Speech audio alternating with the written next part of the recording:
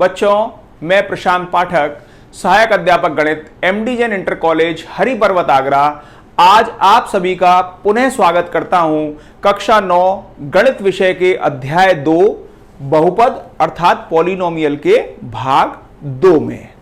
बच्चों, भाग 1 में मैंने आपको अध्याय से संबंधित प्रमुख बिंदु 1 तथा 2 के विषय में विस्तार से समझाया था, जिसमें हमने बहुपद से संबंधित मूल अवधारणाओं और बहुपद कितने प्रकार के होते हैं इसका विस्तार पूर्वक अध्ययन किया था। इसके अलावा बच्चों, हमने इन दोनों प्रमुख बिंदुओं पर आधारित प्रश्न भी हल करना सीखा था। अब बच्चों, भाग 2 में मैं आपको प्रमुख बिंदु 3 अर्थात बहुपद के शून्यक निकालना, प्रमुख बिंदु 4 बहुपद का विभाजन किस प्रकार होता है यह सिखाऊंगा, और प्रमुख बिंदु 5 यानी बहुपद से संबंधित प्रमेय का विस्तार पूर्वक अध्ययन करवाऊंगा। तो स्टार्ट करते हैं हमारा भाग 2। आइए बच्चों, अब हम चलते हैं अध्याय के तीसरे की पॉइंट की तरफ, और हमारा तीसरा की पॉइंट है बहुपद के शून्यक अर्थात जीरोस ऑफ द पॉलिनोमियल। समझते हैं क्या होते हैं बहुपद के शून्यक। बच्चों, चर राशि का वह मान जिस पर किसी दिए हुए बहुपद का मान शून्य हो जाता है बहुपद का शून्यक कहलाता है। यदि px एक बहुपद है और यदि pa बराबर हमें 0 प्राप्त होता है तो हम यह कह सकते हैं कि a दिए गए बहुपद px का एक शून्यक है। बहुपद px का शून्यक px बराबर 0 रखकर उसे हल करने पर हमें प्राप्त हो जाता है। अब बच्चों, इस पूरी प्रक्रिया को हम एक उदाहरण के माध्यम से समझते हैं। मान लीजिए बच्चों, हमको एक बहुपद दिया है px बराबर x² माइनस 5x प्लस 6। तो अब हमें यह ज्ञात करना है कि यह जो चर राशि x है इसके किस मान के लिए इस बहुपद का मान शून्य हो जाता है। तो चेक करते हैं। x बराबर 1 पर p1 का मान देखते हैं। p1 का मान होगा 1 का स्क्वायर माइनस 5 इंटू 1 प्लस 6। इसको सॉल्व किया, 1 माइनस 5 प्लस 6, रिजल्ट आया 2। क्लियर। अब देखते हैं x बराबर 2 पर p2 का मान देखते हैं। 2 का square minus 5 into 2 plus 6 solve करते हैं। 4 माइनस 10 प्लस 6, रिजल्ट कितना आया 0। इसका अर्थ हुआ कि x बराबर 2 पर बहुपद का मान क्या हो गया शून्य। तो इसलिए x बराबर जो 2 है यह बहुपद का एक शून्यक हो गया। आगे चलते हैं। x बराबर 3 पर चेक करते हैं। p3 बराबर हुआ 3 का स्क्वायर माइनस 5 इंटू 3 प्लस 6। इसको सॉल्व किया, 9 माइनस 15 प्लस 6। यह भी सॉल्व करके हमारा कितना आ गया 0। तो इसका अर्थ हुआ x बराबर 3 पर भी बहुपद का मान शून्य हो गया। तो x बराबर 3 भी हमारा दिए हुए बहुपद का शून्यक है। तो इस प्रकार हमें दिए हुए बहुपद के 2 शून्यक 2 और 3 प्राप्त हो गए। क्लियर। अब बच्चों, इस तथ्य को भी जानने की कोशिश करते हैं कि दिए हुए बहुपद से हमें शून्यक कैसे प्राप्त होता है। हमने यहां कहा कि बहुपद px का शून्यक px बराबर 0 रखने से प्राप्त होता है। तो देखते हैं। हमने एक बहुपद लिया px बराबर 4x माइनस 12। अब इस बहुपद को शून्य के बराबर रख रहे हैं। ध्यान से देखिए, px बराबर हमने रखा 0। इसका अर्थ हुआ 4x माइनस 12 बराबर 0।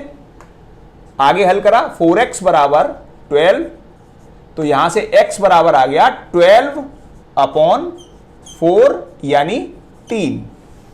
तो इस तरीके से बच्चों, दिए हुए बहुपद px का हमने एक शून्यक x बराबर 3 निकाल लिया। क्लियर हो गई बात। चलिए बच्चों, अब हम प्रमुख बिंदु 3 पर आधारित कुछ प्रश्न हल करते हैं। हमारा पहला प्रश्न है जहां पर हमको बहुपद पीटी दिया हुआ है 2 + t + 2t² - t³ के लिए p0 और p-2 के मान हमको ज्ञात करने हैं।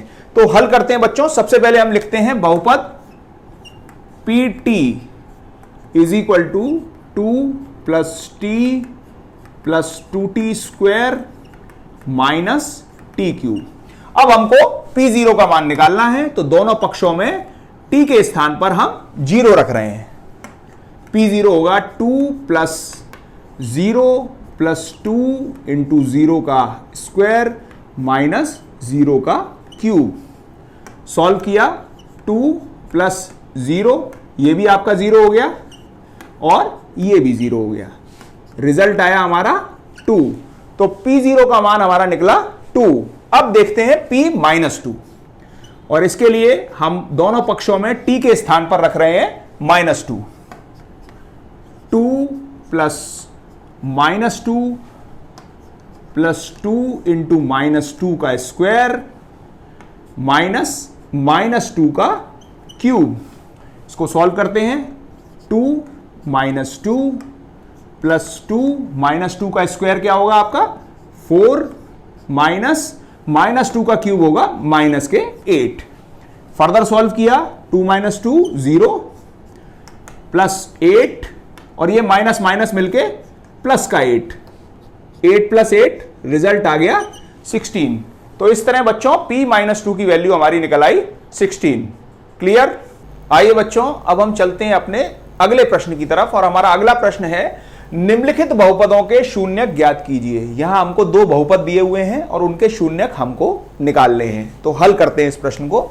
हमारा पहला बहुपद है px = 2x + 5। बच्चों, जैसा कि मैंने आपको बताया है कि किसी भी बहुपद का शून्यक ज्ञात करने के लिए उस बहुपद को हम शून्य के बराबर रखते हैं। तो रखते हैं हम px = 0।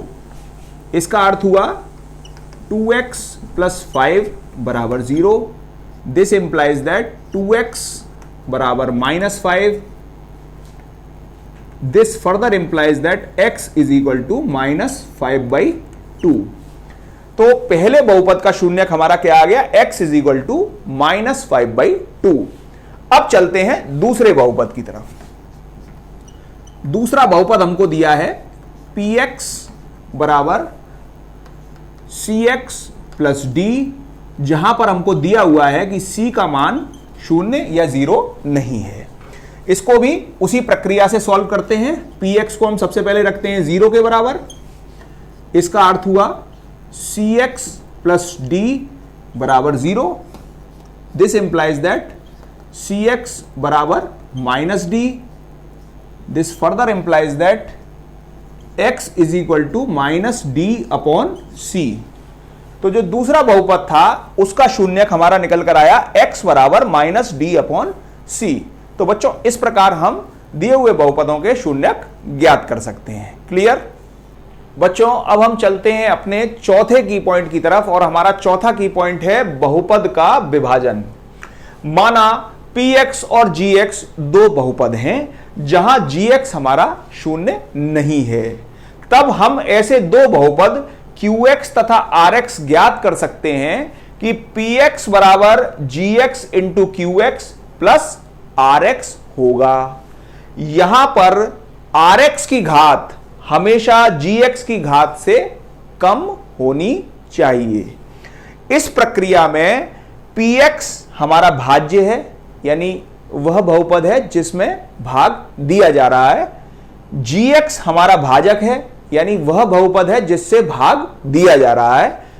qx हमारा भागफल जो हमें प्राप्त होता है भाग देने पर, और rx हमारा शेषफल है जो हमको भाग देने के पश्चात प्राप्त होता है। अब यदि शेषफल rx = 0 हो तो gx दिए हुए बहुपद px का एक गुणनखंड होगा। तो बच्चों, इस प्रकार हम एक बहुपद से दूसरे बहुपद को विभाजित कर सकते हैं, और यह मैं अभी आपको एक प्रश्न के माध्यम से भी समझाऊंगा। क्लियर? चलिए बच्चों, अब हम प्रमुख बिंदु 4 पर आधारित एक प्रश्न करते हैं। प्रश्न है बहुपद px बराबर x cube minus 2x square plus 3x minus 1 को बहुपद gx बराबर x माइनस 1 से भाग दीजिए और भागफल qx एवं शेषफल rx बताइए। बच्चों, हल करने के लिए मैंने यहां पर px बराबर x cube minus 2x square plus 3x minus 1 और gx बराबर x माइनस 1 लिख लिया। अब मैं gx से px में भाग दूंगा। बच्चों, हम तब तक भाग देंगे जब तक शेषफल rx की घात भाजक gx की घात से कम ना हो जाए। ठीक है, भाग देते हैं। यहां पर x है और यहां x क्यूब कितनी बार गया, x स्क्वायर बार, यहां पर आ गया x क्यूब, और जब -1 से इसका गुणा होगा तो यह आ गया -x स्क्वायर। अब बच्चों, जब घटाएंगे तो नीचे वाले पदों के जो चिन्ह हैं वो परिवर्तित हो जाएंगे। तो देखिए, x क्यूब से ये -x cube cancel out, -2x square और प्लस x स्क्वायर हमारे को मिला माइनस का x स्क्वायर, और 3x माइनस 1 मैंने ऊपर से उतार लिया।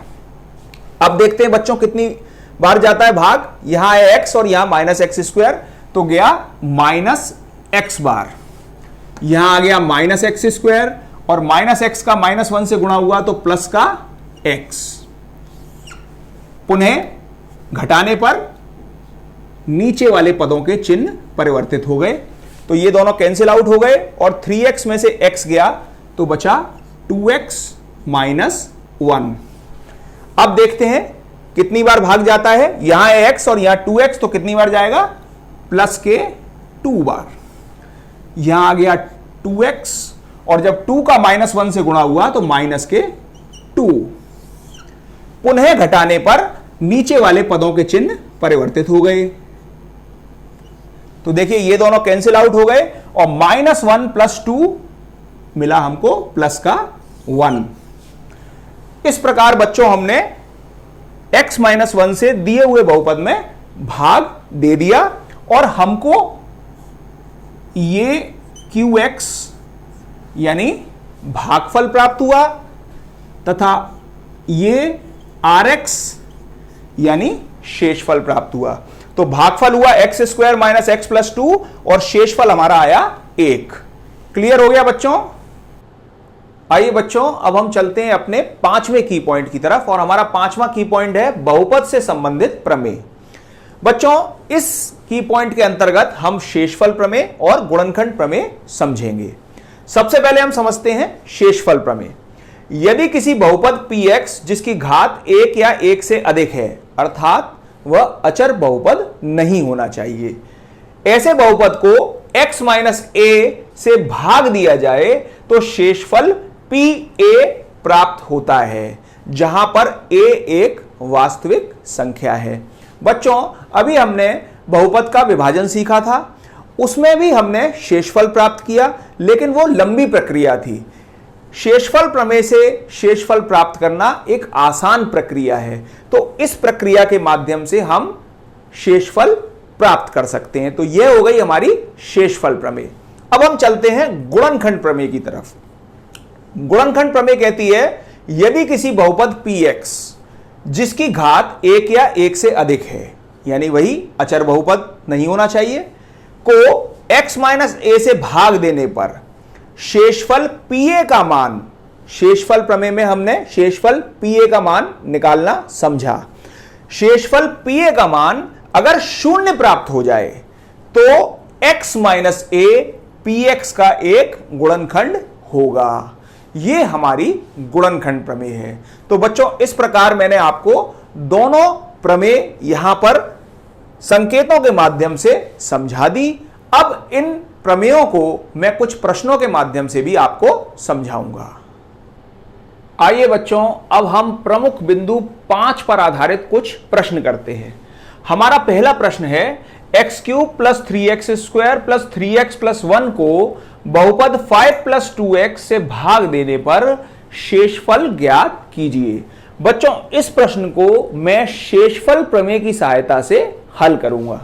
तो सबसे पहले हम लिखते हैं दिया हुआ बहुपद px बराबर x cube plus 3x² plus 3x plus 1। अब इस बहुपद में हम 5 प्लस 2x से भाग दे रहे हैं, तो 5 प्लस 2x का शून्यक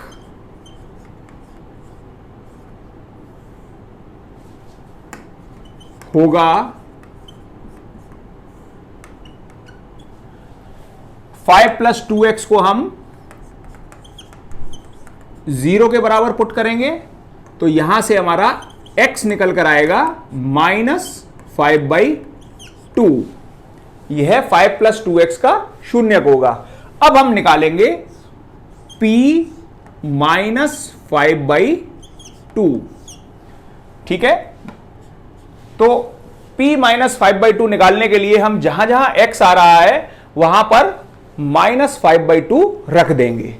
देखते हैं, -5/2 का क्यूब प्लस 3 इंटू -5/2 का स्क्वायर प्लस 3 इंटू -5/2 प्लस 1। ठीक है बच्चों, अगले स्टेप पर चलते हैं। -5/2 का जब क्यूब किया तो हमें क्या मिला?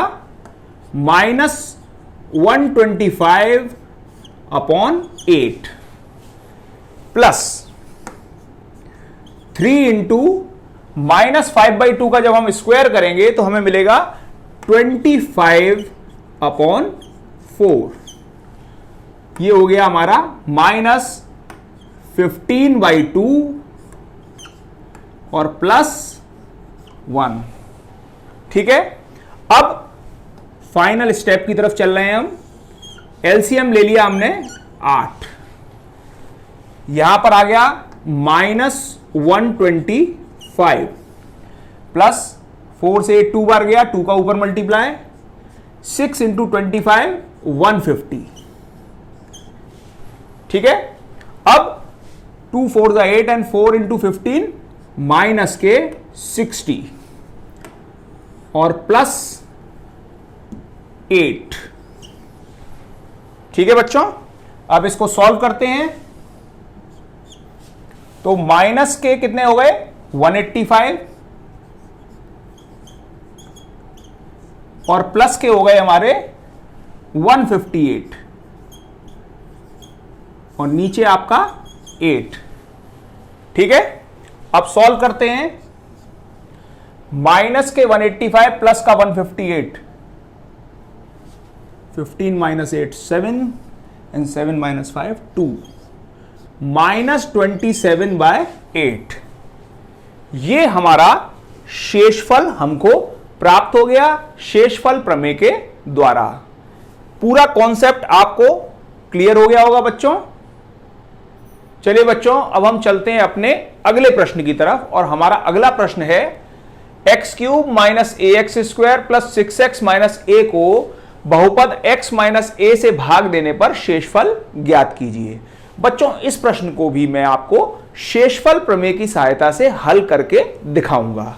तो सबसे पहले बच्चों हम px बराबर ले रहे हैं x³ - ax² plus 6x - a।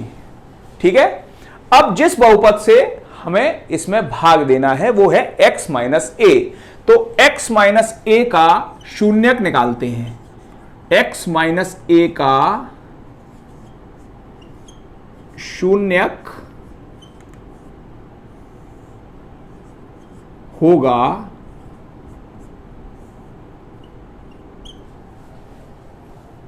x - a को हम 0 के बराबर पुट करेंगे तो x बराबर आ जाएगा a, यानी इसका शून्यक आ गया x बराबर a। अब हम इस a मान को इस x के स्थान पर रखेंगे और निकालेंगे PA इज इक्वल टू, जहां जहां x आ रहा है वहां वहां हम a रख देंगे। तो a का cube minus a into a square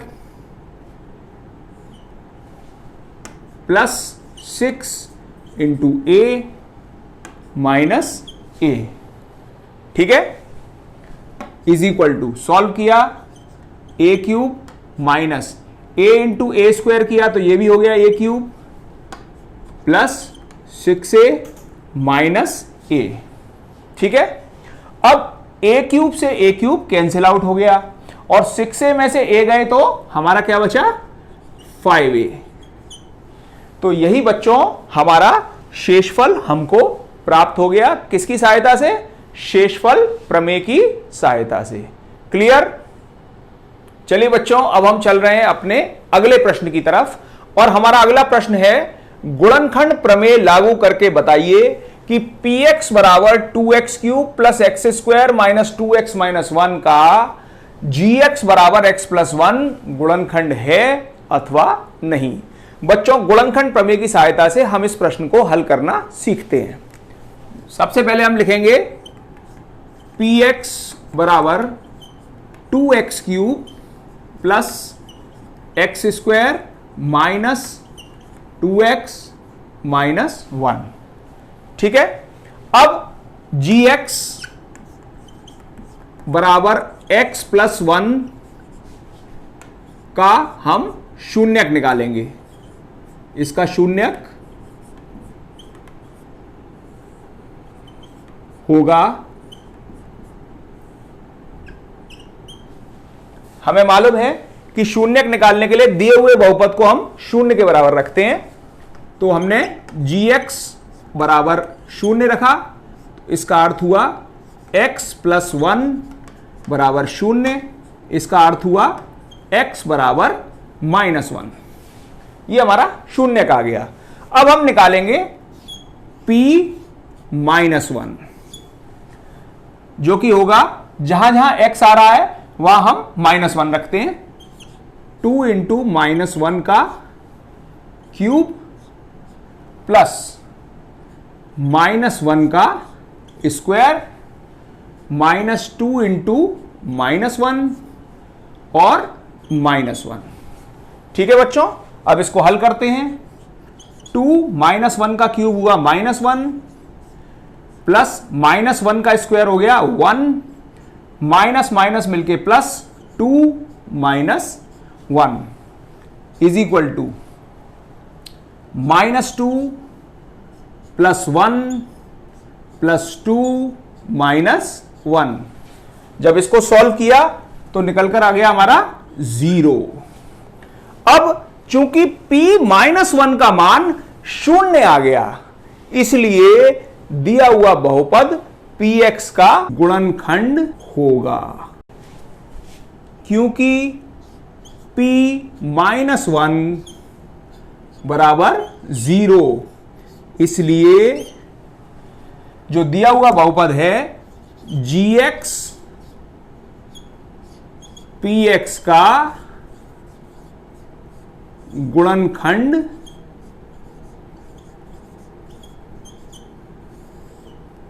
होगा। तो इस प्रकार बच्चों हमने गुणनखंड प्रमेय की सहायता से इस प्रश्न को हल कर दिया। क्लियर हो गई बात। आइए बच्चों, अब हम चलते हैं अपने अगले प्रश्न की तरफ। हमारा अगला प्रश्न है, k का मान ज्ञात कीजिए जबकि px बराबर x square plus x plus के का x माइनस 1 एक गुणनखंड है। यहां बच्चों बहुपद दिया हुआ है और उसका एक गुणनखंड हमको दिया हुआ है, तो इस प्रश्न को भी हम गुणनखंड प्रमेय की सहायता से हल करेंगे।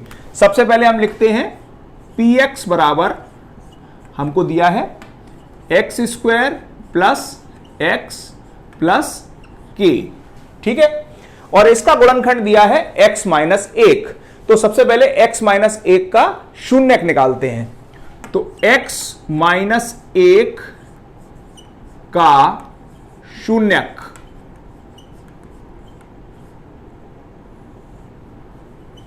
होगा,